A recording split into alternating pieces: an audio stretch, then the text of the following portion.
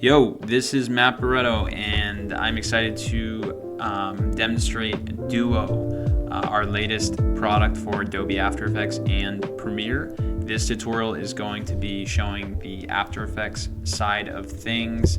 Like I said, it's also available for Premiere as MoGerts and presets. I really think this duotone tinted footage effect is, really a quick and awesome way to stylize your edit or your shot. And the amount of uses or possibilities are quite large. I see this effect on social media openers. I see it on product videos or brand films, say like a fitness product or a gym, video. I see it in music videos. I see it in branding, social media, Instagram. So now you can take this effect and you can really get it dialed in, lightning fast. You don't have to mess around too much. It's all very intuitive. So we're gonna dive right in. This is the After Effects project file. This is, this kit is available in 4K HD 16:9. It's also available in 1:1 for social and 9:16 specifically for those portrait, phone story views. It all works the same, and it's going to be really easy for you to catch on and start flying around here making your own work. So each one of these has a replace footage pre-comp. I have uploaded just an image of mine. It's a golf course, and you'll see how that quickly changes. So again, if you're going to be using the 1:1, you're going to want to click through in the 1:1 replace footage pre-comp and drop that in. And we'll just, again, see that switch up there. So just going to back out a few times, go back to this picture. I think it works great with people, so we're going to just use this example. And again, I'm using a photo, but I would encourage you to use video. So the control layer is where everything lives. If you come over to Effect Controls panel, I'll show you all the different looks. So, and they're all named accordingly: blue jeans, blue sky, green giant, etc. We've got a color for everything. We've got a color scheme for everything, or color palette for everything, and these are all awesome. Some of them are slick, sophisticated. Some of them are fun. And kind of crazy, like this one here. We've got moody, we've got dramatic, like this one, and there's something for everybody here. That one's almost like kind of psychedelic. That reminds me of like a movie poster. So let's go with let's go with orange soda. Nice.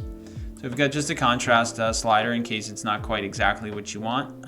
You can crank that and you're going to get really contrasted colors, or you could slide it back and you'll flatten that baby out and it'll be, a little bit more muted. I'm going to leave it at 0 for this. And then we have these shape design overlays. We got 7 of them. They're all animated, and they're all different but also fun. And they all, for the most part, they all kind of have an animate in moment, and then they have just kind of this drifty animation that goes on for the 20-second timeline. We landed on 20 seconds. We think it's more than enough time for a shot or an edit.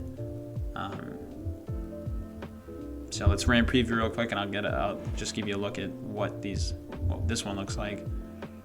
Like I said, it kind of will go on for the 20 seconds, but in that beginning, it's kind of that big animate in. You can change the color of these to anything you want. Here's what I have been doing when I've created and then messed around with this thing.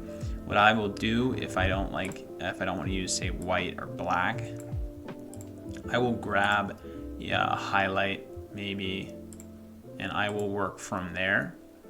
I didn't get that exactly. Let's see. I'm just gonna go with the sky. And I will, maybe bring that up closer to white. And now we're in the same kind of family. You could even pull that down a little bit, right? And you could go the other way. You could use the shadows as reference, and then you could darken that up. And now we're, in the same sort of, color space. And then if you want something totally contrasted, you could always do that. Like white, for example, seems to work great for most of these. Apologize if you hear any banging. So let's stick with right about here. Moving down, we've got some frames, some frame cutouts that you do not necessarily have to use, but they're there if you'd like. And these also can be animated just with the click of this button here. So this letterbox kind of fans open, or if you selected rounded diamond, let's just back up. That'll pop forward, scale forward. And so that's another cool way to sort of like enter this tinted space, right? And then we have this invert background color checkbox. I didn't want to give the user the ability to change the background to whatever they want. So when you select one of these frame cutouts, you're going to have some negative space here. And I thought it was important that you couldn't stray too far away from the actual look. So you really only have two options here. The highlighted tinted color and the shadow tinted color, and I actually think that's going to benefit you, because you're not going to, like I said, there's no, at that point it's sort of like foolproofing. We're basically adding a layer of security to the design, and I think, like I said, you'll only benefit from it. So that's how it works. Very straightforward. You've got your shapes, your frame cutouts, your animation. And we've got some text. We get some bonus text presets as well that you can mess around with.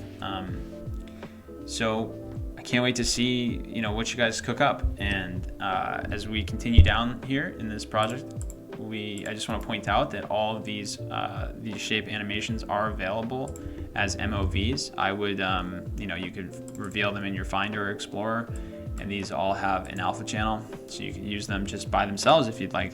Just to note, if you're going to follow them right out of the project, you cannot rename these, and you cannot move them, or you're going to mess up your project. So if you wanted to drag them elsewhere on your system, feel free to.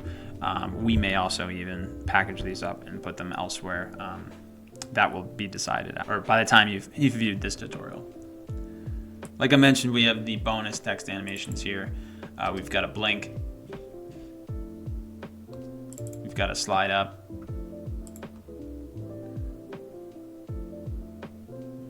And we have a track in. And what's nice is, you've got a 1-line, 2-line, and 3-line. This font is Termina. You can activate that on your Adobe fonts. You just log into your Creative Cloud and activate that family. The 1-line, 2-line, and 3-line are all centered. And you just, you come in here and available AE and Premiere. Double click these text layer controls and change whatever you want. Those changes will be reflected in, say, the 3-line. See, so like 3-line, I already have one available for AE and Premiere today. There you go. And you can drop that on top and mess around with that. And I will also, again, I will show you how all of this works inside Premiere in the other video. So thanks, guys. I appreciate your time, and good luck. Have fun. And if you're interested in the Premiere side of things, we'll see you over there.